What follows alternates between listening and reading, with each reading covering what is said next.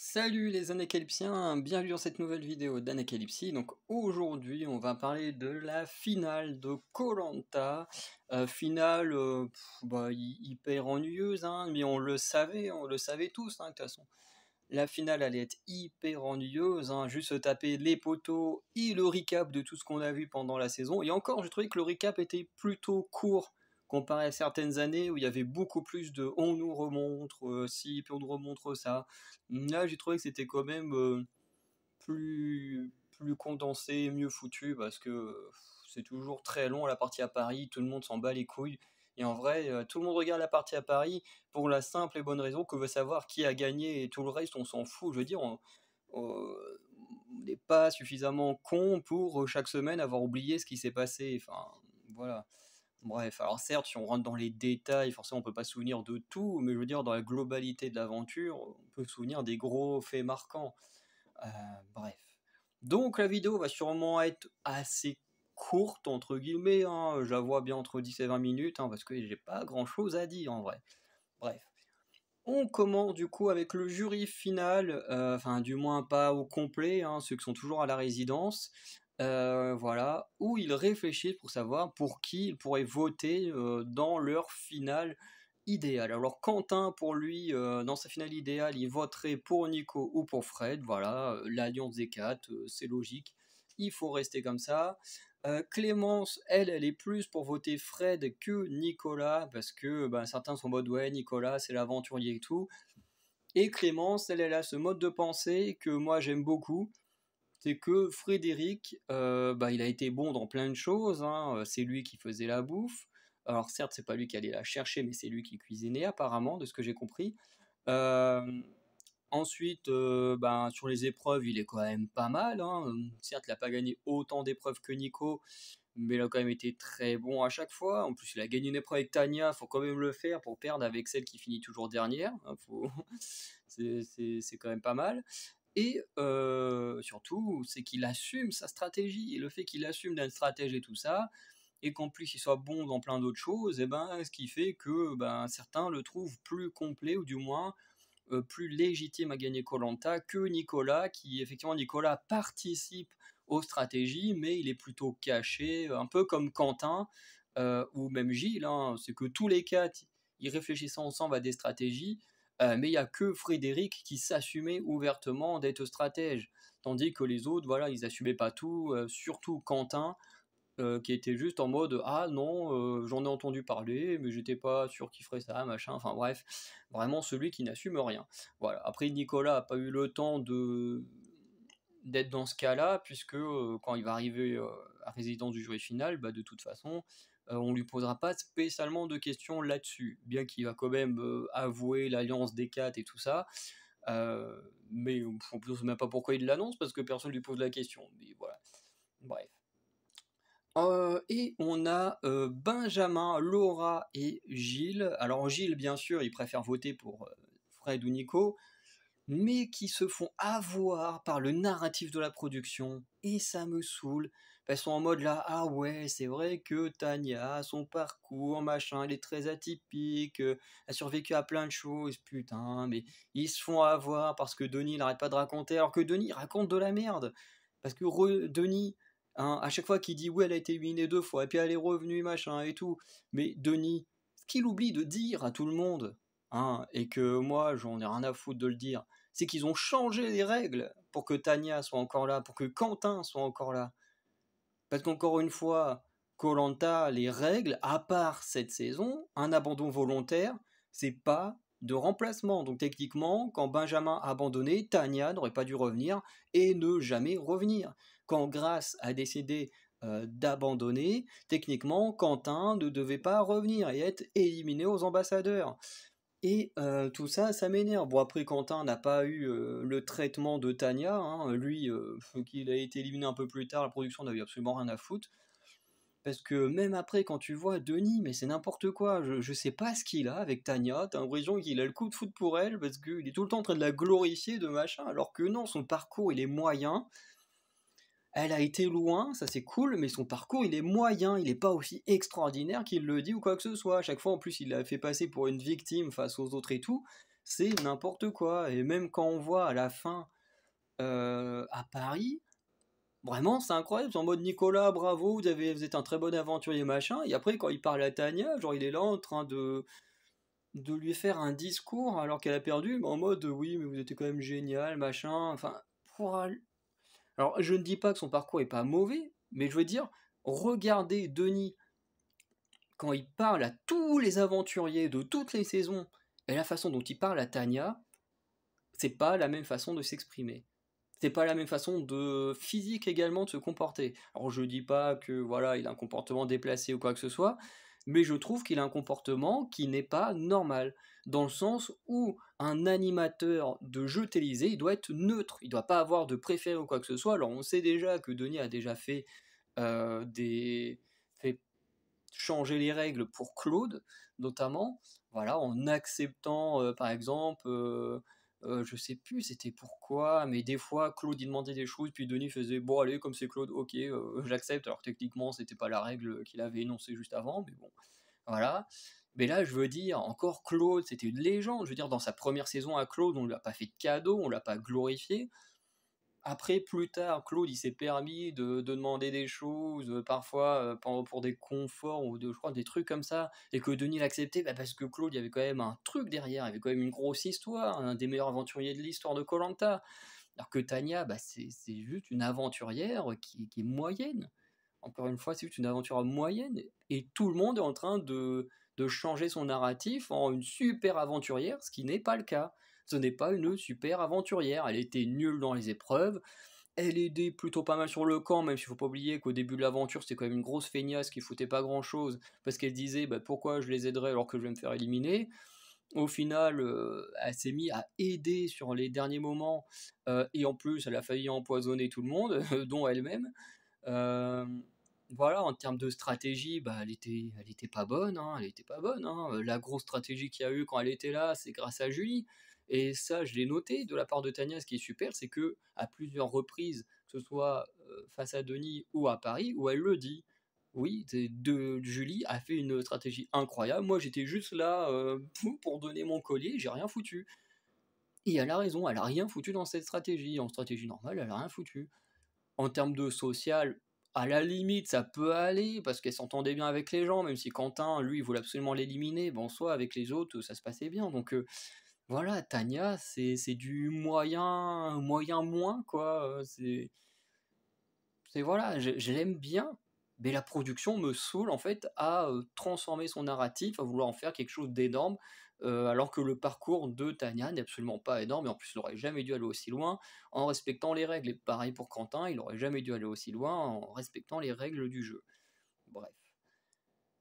Après ça, on passe sur le camp. Donc, on nous dit que Fred, il a mal aux pieds, puisque dans la nuit, en voulant alimenter le feu, puisque bah, voilà, lui, il est hyper actif sur le camp, beaucoup plus que Tania notamment.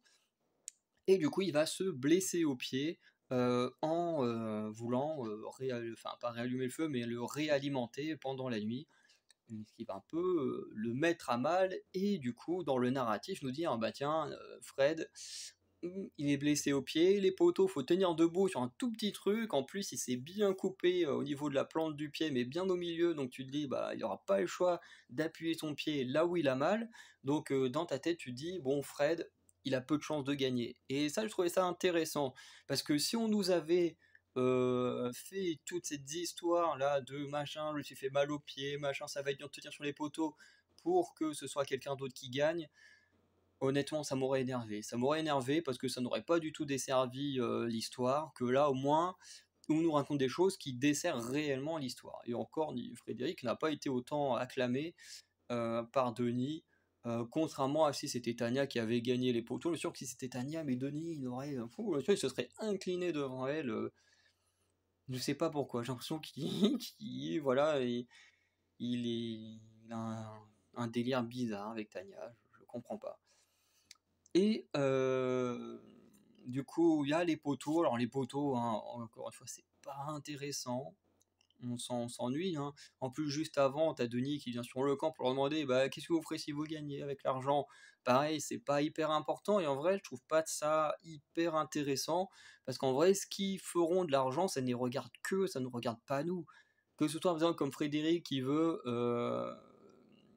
s'acheter une bâtisse pour faire un bar à cocktail, ou Tania qui veut profiter un petit peu et faire profiter sa famille, bah forcément le public il va dire ah bah tiens lui il va faire ça que pour lui donc je l'aime pas parce qu'il va utiliser l'argent de manière égoïste. Les autres qui vont dire bah Tania elle est excellente parce qu'elle elle va utiliser l'argent un peu pour sa famille.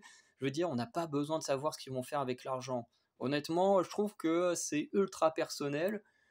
Moi si j'allais au koh que je gagnais l'argent en réalité certes je pense qu'une partie irait pour des projets personnels mais je sais même pas à quoi ça me servirait plus que ça parce que j'ai passé ma vie à vivre avec à peine 300-400 € sur mon compte. Donc si d'un coup j'avais 100 000 €, je ne sais même pas ce que j'en ferais. Donc je trouve ça débile de poser des questions. Et même des fois, Denis, on a vu à Paris, il posait des questions qui pouvaient se répondre que par des oui, non. Et après, il est en mode, bah vas-y, développe. Mais il pose des bonnes questions aussi au bout d'un moment, quoi. Bref. Du coup, on a quand même les aventuriers qui vont parler face cam, et là c'était plus ou moins intéressant parce que Frédéric dit qu'il va choisir Nico s'il remporte les poteaux, Nico dit qu'il choisira Fred s'il remporte les poteaux, et Tania dit qu'elle choisira Fred plus que Nico si elle gagne les poteaux, pour la simple et bonne raison que Nicolas a pas l'image de stratège, il a plus l'image du mec qui ramène de la nourriture, du mec qui a gagné 4 épreuves à koh, même si pour les autres il en a gagné que 3 parce qu'ils sont pas encore au courant qu'il a gagné l'orientation. Euh, et, euh, et aussi parce que bah voilà, comme en plus Frédéric à un moment il va le dire, il fait purée comme j'ai été plus ou moins actif de l'élimination de la plupart des gens au jury final, bah ça peut me mettre dans la merde. Et du coup Tania va se dire bah ouais effectivement comme Fred a éliminé la plupart des gens qui sont au jury final, bah j'ai plus de chances de gagner contre lui, plutôt dans le sens où lui il a assumé ses stratégies et du coup d'avoir éliminé ces gens-là.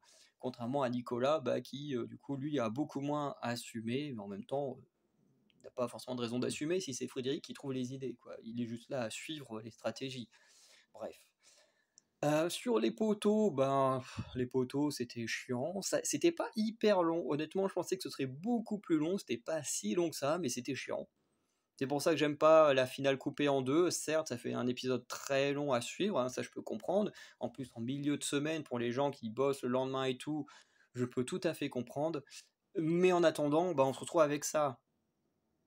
Et ça, c'est clairement de la merde. Hein. Passer 20-30 minutes à regarder des gens assis debout sur un poteau, on se fait juste chier, quoi. On en a rien à foutre. Hein. Je veux dire, il n'y a pas de suspense, il y a pas, c'est pas comme une épreuve dynamique, quoi, où t'es vraiment dedans, t'es à fond. Là, tu regardes juste des gens qui bougent pas. Et c'est chiant. J'ai toujours détesté les poteaux de toute façon. Hein. Les épreuves statiques en général, alors certes, j'aime bien les records, tout ça, je trouve ça sympa. Mais les épreuves à les regarder, je trouve que les épreuves statiques font partie des plus chiantes. Et pourtant, c'est sûrement, si j'allais à koh celle où je serais le mieux, je pense. Mais en même temps, je pense que mentalement, je me ferais tellement chier que, que je sais pas comment en vrai je pourrais vivre ce genre d'épreuve. Bref.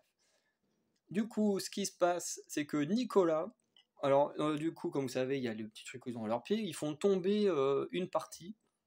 Donc voilà, tout va bien.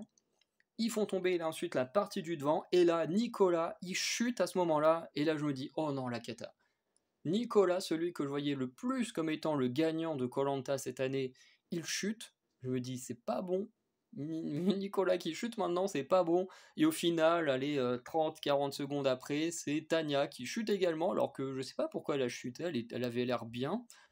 Mais elle a dû se déquilibrer à un moment donné, en essayant de trouver, je pense, une bonne position et tout sur, sur la nouvelle taille de la plateforme, et du coup, elle va chuter également.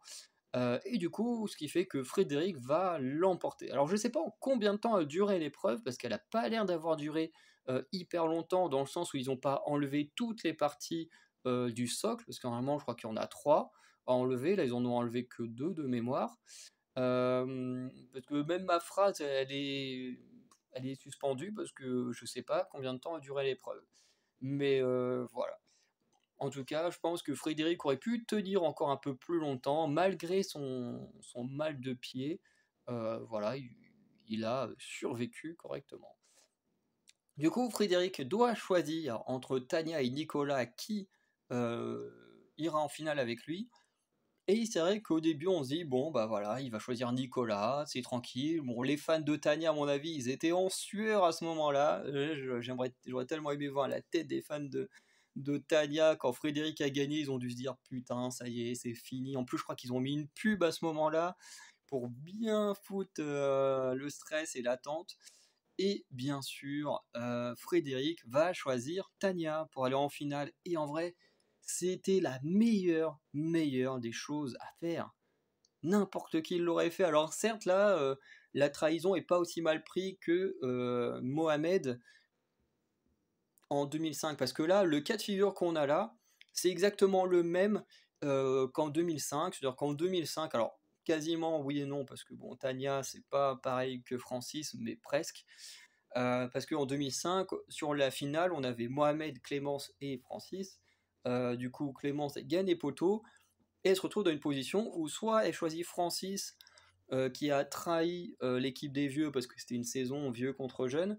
Donc soit elle prenait Francis qui avait trahi les vieux et qui du coup euh, ben, aurait eu très peu de votes pour lui, voire quasiment aucun vote, en sachant que bah, la plupart des gens du jury final, c'est à cause de lui qu'ils y étaient, ou elle choisissait Mohamed qui était clairement l'aventurier de la saison, hein, tout le monde le dit, Mohamed était le meilleur aventurier de 2005, c'était clairement le mec qui devait gagner, quoi, voilà, et qui bah, finalement a perdu parce qu'il n'a pas gagné les poteaux. Et si Clémence choisissait Mohamed, bah, elle avait perdu d'avance, elle perdait direct, parce que Mohamed, il avait clairement, il était aimé de tout le monde plus ou moins, parce qu'il y avait quand même des petites rivalités avec certaines personnes, mais le mec était ultra aimé, il était hyper charismatique, à côté de Clémence, voilà, le mec il nourrissait la tribu, il mettait une super ambiance, bon à part l'épisode de la chèvre, voilà, il était super bon dans les épreuves, en stratégie il était excellent, enfin bref, le mec c'était l'aventurier parfait en 2005. Et du coup, bah, Clémence a choisi Francis parce qu'elle savait qu'elle avait plus de chances de gagner contre lui, même si bah, depuis le début de l'aventure, elle était en alliance avec Mohamed, qu'elle était très proche de Mohamed, bon, à un moment, elle a décidé de le trahir. Et là, on a un peu ce même cas, et comme une fois, je dis, il y a une petite différence entre Tania et Francis, c'est que là, on est entre deux gars qui ont été alliés en alliance dès le début, qui vont en finale, comme l'étaient Clémence et Mohamed, et du coup, au milieu, tu as cette personne un peu pas forcément détesté parce que Francis, effectivement, lui, n'était pas forcément le plus aimé du jury final. Et Tania, c'est pas qu'elle est moins aimée par le jury final, mais c'est juste qu'elle a accompli beaucoup moins de choses. Elle n'a pas fait grand chose d'excellent. Je veux dire, elle a marqué personne en stratégie, elle a marqué personne en survie, elle a marqué personne en social, elle a marqué personne dans les épreuves. En fait, elle a marqué les gens juste parce qu'elle a un parcours atypique, mais encore une fois, un parcours atypique à cause de la production. Et ça pose un gros problème. Bien sûr, les aventuriers, eux, à ce moment-là, ils s'en rendent pas compte. On l'a bien vu avec le jury final euh, et tout ça. Eux, ils se rendent pas compte. Ils boivent les paroles de Denis comme des idiots. Et en même temps, c'est normal parce qu'ils peuvent pas savoir ce qui se passe derrière.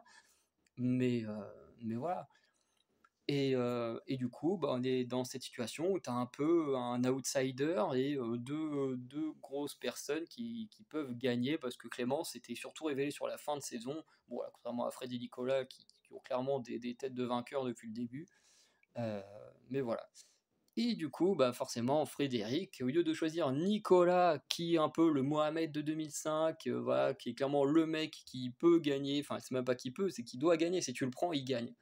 Nicolas, en plus, on l'a bien vu, hein, dès qu'il arrivait au conseil final, tout le monde était déçu.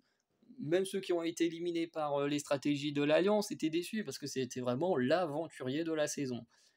Et du coup, Frédéric a très bien choisi parce que sur les réseaux sociaux, il y en a plein qui critiquent Frédéric. Moi, j'ai mis que j'étais content que Frédéric il ait gagné. J'aurais préféré que ce soit Nico, mais j'ai été content que ce soit Frédéric. Et il y a quelqu'un qui m'a mis un commentaire en mode oui, mais c'est un traître.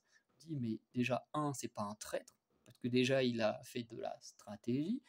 S'il veut gagner, il n'a pas le choix de prendre Tania. Il sait que Tania était beaucoup moins marquante que lui.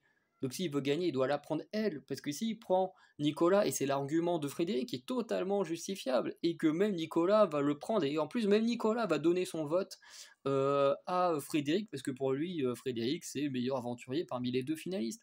Et c'est normal, parce que son argument, c'est tout simplement, pendant les derniers conseils, Nicolas n'a pas arrêté de recevoir des éloges de tout le monde, même ceux des gens qu'il a éliminés, donc, bah, si je le prends avec moi, il va gagner. Et c'est comme ça, si tu veux gagner, t'as pas le choix parfois de ne pas choisir les gens que t'aimes bien. Voilà, là Frédéric, il a décidé de prendre quelqu'un d'autre. Alors certes, son erreur, ça a été de faire la promesse à Nico de dire je t'emmènerai en finale, ça a été son erreur, mais son choix est totalement justifiable. Et n'importe qui, à la place de Frédéric, osait me dire le contraire, que vous étiez à sa place, que vous étiez à deux doigts de gagner, que vous ne choisissez pas la personne la moins populaire. Vous prenez vraiment la personne la plus populaire, juste parce que vous l'aimez bien. Donc, franchement. Moi, je suis à la place de Frédéric, je fais pareil, hein, je prends la personne qui est moins populaire que moi, hein, je suis sûr de gagner comme ça. Je ne vais pas prendre la personne que je serais sûr de perdre face à lui. C'est de la pure logique. Et voilà, et Nicolas a pas Nicolas, mais Frédéric a eu totalement le bon argument, la bonne stratégie. Nicolas, forcément, il est un peu vexé à cause de cette promesse. S'il n'y avait pas eu de promesse, même s'ils avaient été alliés depuis le début, Nicolas, il n'en aurait pas voulu. Là, c'est parce que Frédéric a fait l'erreur de lui promettre. Mais la stratégie, elle est juste excellente, elle est normale, elle est parfaite. On l'a déjà vu avant. Voilà, pareil, il n'y a pas si longtemps, de koh l'île des héros, c'était pareil. Quand Nawel, elle choisit, je crois que c'est Inès ou je sais plus qui, au lieu de Claude, c'est exactement la même raison. Elle avait trouvé une excuse un peu bidon à la con, là. Mais la réalité, c'était tout simplement que face à Claude, elle allait perdre. Elle savait très bien, Nawel, que face à Claude, elle allait perdre. Donc forcément qu'elle a choisi quelqu'un de moins populaire qu'elle pour essayer de gagner. Parce que tu prends Claude en finale, tu perds quasiment direct.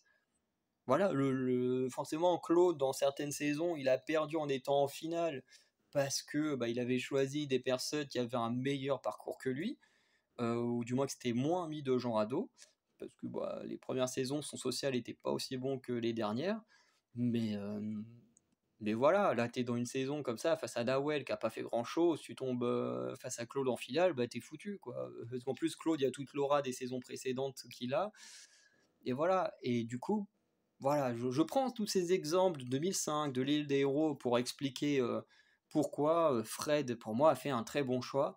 Voilà, et que je trouve que ceux qui le critiquent pour ça, ben, sont vraiment cons et ne comprennent rien au jeu. Voilà. Encore une fois, pour moi, il n'aurait pas dû faire sa promesse, parce qu'effectivement, sa promesse apparaît comme une trahison, mais en soi, voilà, c'est un jeu, il n'aurait pas dû promettre. C'est le seul point sur lequel je suis d'accord avec ceux qui critiquent, et encore, on n'a pas à critiquer forcément les gens, mais en tout cas, pour ceux qui en veuillent à Frédéric, je suis d'accord qu'il n'aurait pas dû promettre. Après, il a fait le bon choix. Ça, on peut pas le nier. Bref. Conseil final. Donc, on a d'abord Julie qui fait son arrivée. Voilà, il se passe pas grand chose d'intéressant quand Julie arrive. Ensuite, on a la personne non choisie au poteau, donc qui finit troisième, qui est Nicolas. Donc, forcément, tout le monde est déçu et tout. Mais il se passe pas grand chose d'intéressant. Et en finale, du coup, on retrouve Tania et Frédéric. Voilà, donc pareil, il se passe pas grand chose d'intéressant, à part Nicolas qui va avouer l'alliance des quatre, qui va avouer avoir éliminé Elena, enfin que l'alliance a éliminé Elena parce qu'ils avaient peur d'un rapprochement entre les filles contre eux, et que du coup bah, ils se sont dit vaut mieux casser les filles qui commencent à bien s'entendre avant qu'une alliance se crée contre nous, et du coup ils avaient éliminé Elena pour ça, et puis ensuite Laura et Clémence sont partis également. Mais voilà, à part ça, il n'y a pas eu grand chose d'intéressant. À part, comme j'ai dit, Tania qui avoue que la stratégie était bien de Julie. Voilà, hein, arrêtez sur les réseaux sociaux de dire que la stratégie elle vient de Tania. Non, elle ne vient pas de Tania. Même Denis, il exclut à moitié Julie de la stratégie quand il en parle, comme si c'était elle qui l'avait inventé, alors qu'encore une fois, elle n'a rien inventé du tout. Putain, quand Julie est venue lui parler et tout, elle a juste dit, voilà, moi j'ai un collier, maintenant tu te démerdes pour trouver quelque chose. Au bout d'un moment, arrêtez de raconter de la merde. Elle lui a clairement dit, démerde-toi. Et c'est Julie qui a eu l'idée de la stratégie, putain, et ça demandait si Denis était vraiment là, quoi. Putain. Heureusement, Tania est quelqu'un d'honnête. Heureusement que Tania est quelqu'un d'honnête et qu'à plusieurs reprises, que ce soit du coup pendant ce conseil et ensuite à Paris, voilà, qu'elle remet l'église au milieu du village en disant bien que c'est Julie qui a fait la stratégie et pas elle. Voilà, parce qu'il y en a marre des gens qui racontent n'importe quoi et qui changent l'histoire des gens. Arrêtez avec ça, franchement. C'est la première fois que je vois ça à koh, des gens qui adorent un aventurier au point de modifier son histoire. C'est n'importe quoi.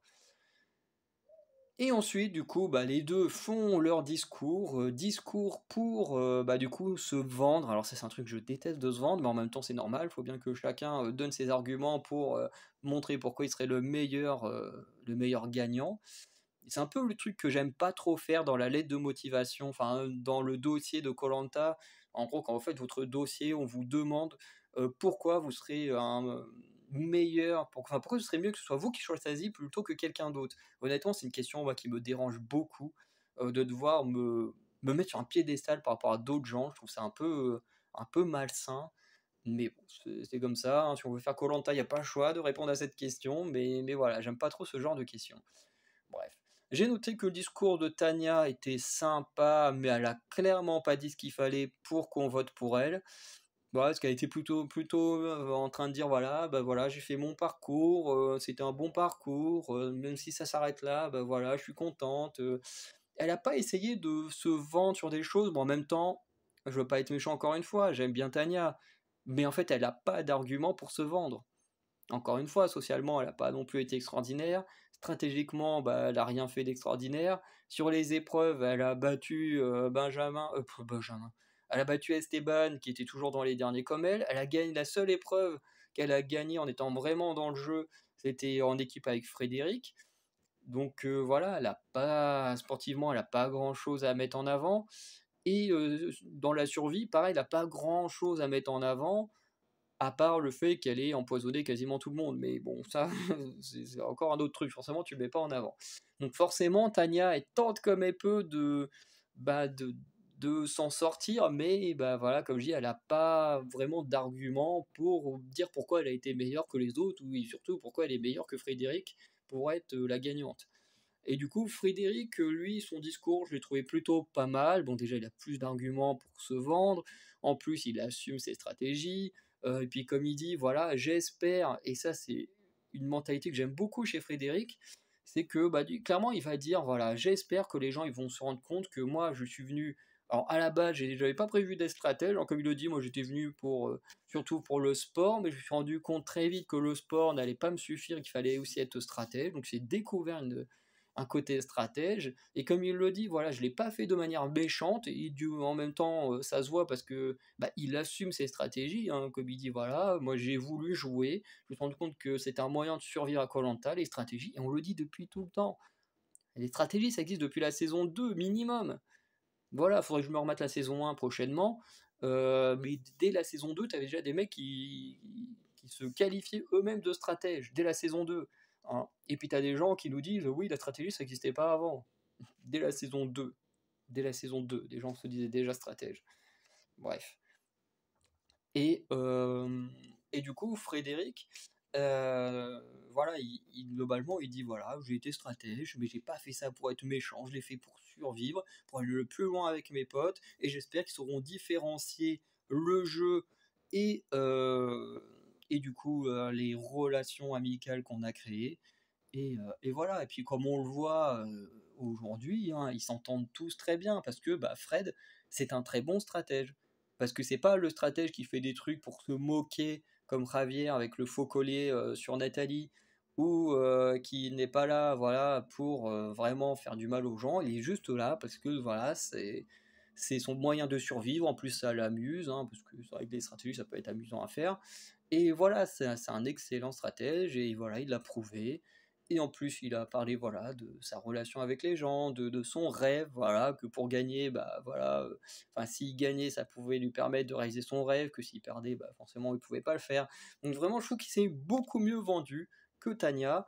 Et du coup, bah, je vais pas parler de ce qui est passé à Paris, parce que, bah, c'était pas intéressant, hein, c'était pas trop intéressant. On est revenu sur quelques détails, de l'aventure, notamment sur le totem, là, enfin, le talisman, sacré. On est revenu sur quelques petits points de l'aventure, c'était pas dingue. Et du coup, le dépouillement final, et ben, on se rend compte que bah, les aventures, au final, enfin, le résultat, il correspond bien à l'aventure, hein, et au discours également qui a été donné, parce que Tania, sur 9 voix, en a récolté 2, uniquement 2, tandis que Frédéric en a récolté 7. 7. Et encore, on répète, hein, mais sur les 9 personnes, la plupart sont là à cause de Frédéric, hein. Et la plupart ont quand même voté pour lui parce que bah, forcément son parcours est beaucoup mieux que celui de Tania, il est beaucoup plus intéressant et surtout bah, il n'est pas trafiqué par la prod, même si eux ils peuvent pas le savoir, mais c'est vrai que Tania, bah, pour n'importe qui, bah, c'est à part ses gros fans hardcore, bah, elle a rien de la gagnante de cette aventure. Et ça m'ennuie de le dire, hein, parce qu'elle est sympa, enfin, je dis elle est sympathique, je la connais pas, mais elle a l'air très sympathique et tout. Mais c'est vrai qu'elle a pas l'aura de gagnant comme Nico ou Fred pouvaient l'avoir. Et elle n'a pas le parcours de la gagnante. Elle a le parcours de la survivante. Alors ça, c'est clair et net, hein. Elle a survécu à quasiment tous les conseils. Elle a quand même été éliminée à 2 conseils, hein. Enfin une fois éliminée, une fois évincée, parce que sinon les gens ils vont jouer sur les mots et ça va m'énerver. Mais globalement, ça fait quand même 2 éliminations, hein. Mais au final, elle revient à chaque fois, hein, notamment une fois très aidée par la production. Enfin, une fois très aidée et une fois parce que la production change les règles. Mais au final, elle a quand même ce parcours de la survivante. Et c'est dommage, en fait, que la production ait autant joué dedans, parce qu'elle aurait très bien pu avoir un parcours à la Pascal, hein. Pascal, on s'en souvient. Pascal, en 2015-2016, là, la saison gagnée par Wendy, en Thaïlande, le mec, il a été à tous les conseils. Il a fait mieux que Tania. Alors Tania a reçu plus de votes, mais lui, il a fait tous les conseils. Il a survécu à tous les conseils et il a fini deuxième. En allant à absolument tous les conseils. À chaque fois qu'il était dans une équipe, il perdait. C'était incroyable. Le mec, il a fait tous les conseils, il n'a jamais été éliminé. Voilà, donc le mec, il a quand même un record quand même un peu plus intéressant. Mais Tania, elle a plus ce profil-là de la survivante que réellement d'un gagnant ou d'une gagnante de koh. Voilà. Alors, du coup, vu qu'elle a été loin, je pense que Tania reviendra sûrement dans un All-Star, où il y a des grandes chances de l'avoir dans d'autres téléréalités. En tout cas, moi, encore une fois, je préfère préciser, hein, Tania, je ne la déteste pas, mais je suis très saoulé par le discours de Denis Brognard. À chaque fois qu'il parle à elle, tu sens que c'est pas, il met pas la même volonté, la même appréciation entre guillemets qu'il met avec les autres aventuriers, hein. Notamment, on l'a vu plusieurs fois parler quand même assez mal à Julie. Euh, et même par rapport aux autres saisons, il a jamais parlé de cette manière-là à d'autres aventuriers que de la façon qu'il parle à Tania. La production qui change les règles, voilà, qui ont beaucoup aidé Tania et Quentin, parce que on parle souvent de Tania qui est revenue sur un abandon volontaire, ce qui est interdit normalement, mais Quentin aussi est revenu de cette manière-là, hein. Voilà. Donc voilà, tout ça, ça entache un peu la chose. Euh, et voilà, et c'est dommage. C'est dommage parce que Tania aurait pu avoir un meilleur parcours et j'aurais pu mieux l'apprécier. Et il y a aussi les fans sur internet, hein, qui racontent n'importe quoi, qui modifient son histoire, hein. Quand même, quand les gens te disent Tania, elle abandonne jamais, et qui te disent ça pendant l'orientation, Tania, elle abandonne jamais, alors que plein de fois tu la vois en train d'abandonner, tu la vois même une fois en train de pleurer, et c'est même Fred qui lui rebooste le moral parce qu'elle est en train d'abandonner. Elle trouve son collier, enfin son poignard, parce qu'elle est en train d'abandonner et qu'elle est prête à tout arrêter, puis qu'elle le trouve un peu par hasard. Et ça, c'est un truc qui m'énerve. Arrêtez de mentir, de raconter n'importe quoi. Son aventure, elle est très bien telle qu'elle est. Vous n'êtes pas obligé de changer les choses qui sont passées. Et en vrai, c'est triste à dire, hein, mais cette saison, bah, je la trouve juste bien. Pour conclure, je la trouve juste bien. On a un très bon gagnant, parce que je trouve que Frédéric, c'est un très bon gagnant. Il a été très bon socialement, très bon sportivement. Alors, bon, il n'a pas fait des grosses performances comme on en avait fin des années 2000, début 2010, avec des mecs qui gagnaient 6-7 victoires par saison.